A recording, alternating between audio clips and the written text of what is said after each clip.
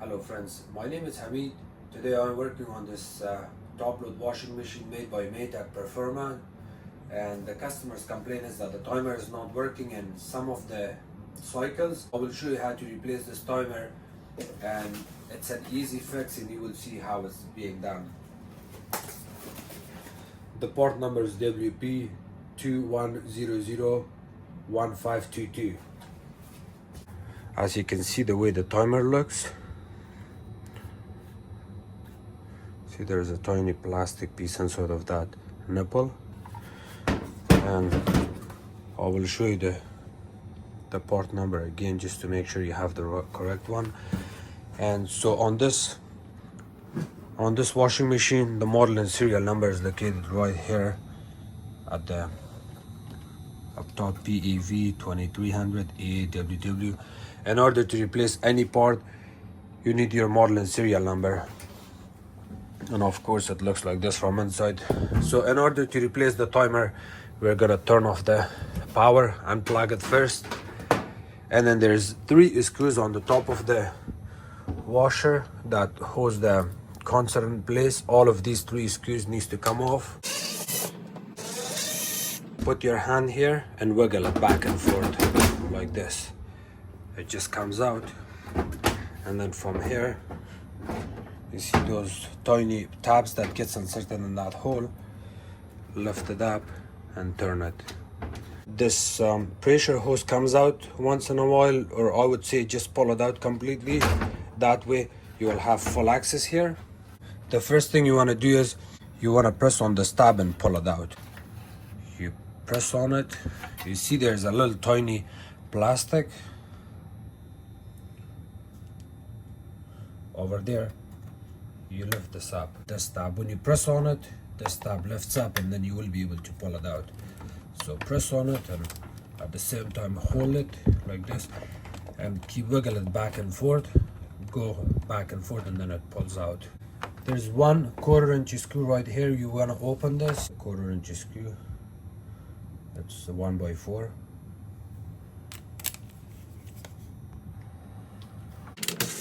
And the next part we are going to do is, if you look inside here, there's a tiny plastic. You want to put a hook or a small tiny flat screwdriver and pull it out like this, and then hold it and pull it out completely. And after you pull out that plastic insert, turn it and then pull out the knob, and then next part is to pull this part out.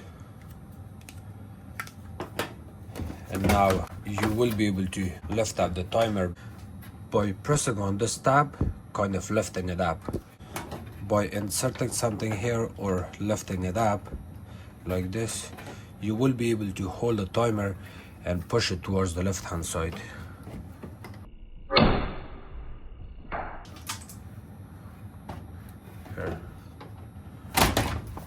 Here it comes out.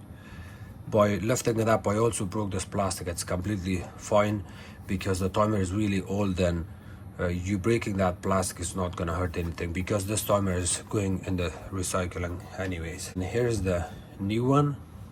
On the new one, you want to do the same thing. You want to pull this, you see this plastic, you want to insert something and pull it out. You do not have to pull it out completely, but you want to pull it out that much that you can insert your knob back in here. So if it's like this, you cannot push your timer knob, but if you push it back, which you usually pull it out from here, then you're okay. And then you see these 2 plastic tabs, they get inserted right here, but you have to kind of put it in here. You do not put it closer to the outside. You put it right here like this, and then put it down, and then at the same time you want to push the timer towards the right hand side while you're holding it tight in place. When you push it towards the right hand side, you will see it gets inserted, and then this gets stuck in that hole. You'll see it. See, it's good now, it's not moving. And then turn it back. You can do a little bit of cleanup if you want. Just clean it or wipe it with something. This piece has teeth. You see these tiny teeth on the timer side. Let me show you on the old one. You see these openings? You got a smaller line, and then you got a bigger line. You remember this? This is a wide one. It's a wide cut, a smaller cut, and then of course a smaller cut. The same thing here.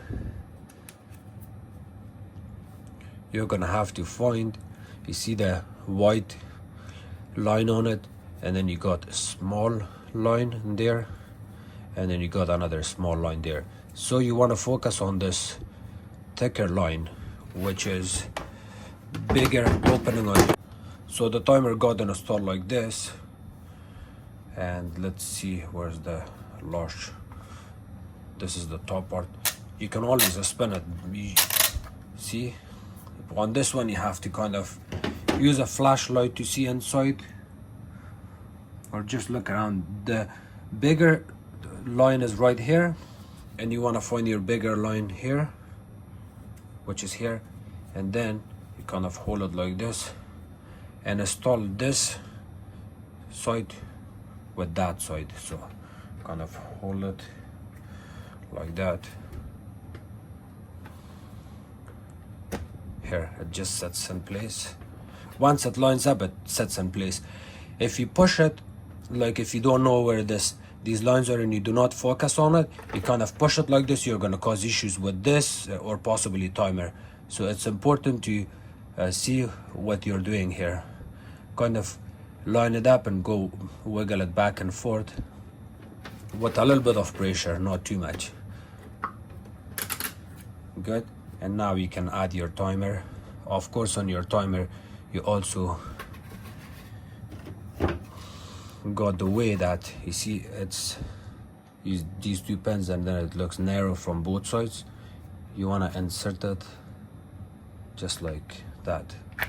Here, it's the timer part is easy. The timer knob part is easy, I mean.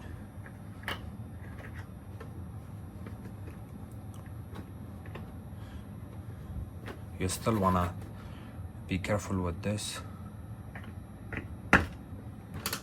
Okay, so now the next part, what you're gonna do is you have to add your screw back in, and now while the timer switches in down position, you press this in.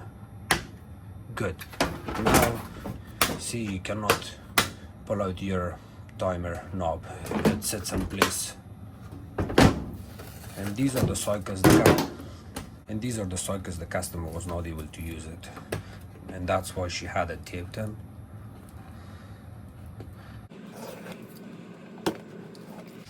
Once you know everything is good, do not forget to plug it back in. I'll show you how the timer looks. See the way these teeth are? So you will kind of hold the plug and just plug it in. You want to make sure that black tab sits on top of this, which is here. Not forget to plug in your pressure hose. It's very important. If you forgot this, your washer is going to overfill and it's going to flood the laundry area. So it's important that you have to focus on this, and do not forget to put this back in. It's a little bit short, as you can see, it's maybe 1 inch short, but you have to kind of lift it up and then insert it back in. If your console is out and you are trying hard to pull on this one, worst case what can happen is it's not gonna break, but it's gonna come off from the bottom of the tab, and then of course you will have the same problem. The washer is gonna overflow, it's gonna leak water, it will never stop. So I'm just gonna lift it up a little bit so you can see, and then you back in. We're gonna install us back in.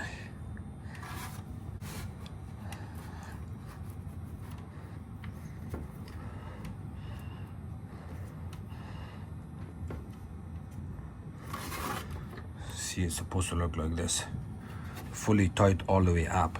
After that, you can line up your small holes that tabs that gets inserted in here, just like that. Push it back in, and now you can add your screws back in.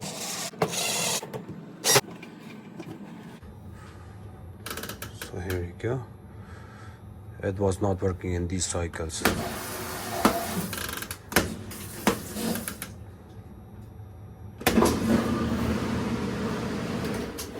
Okay.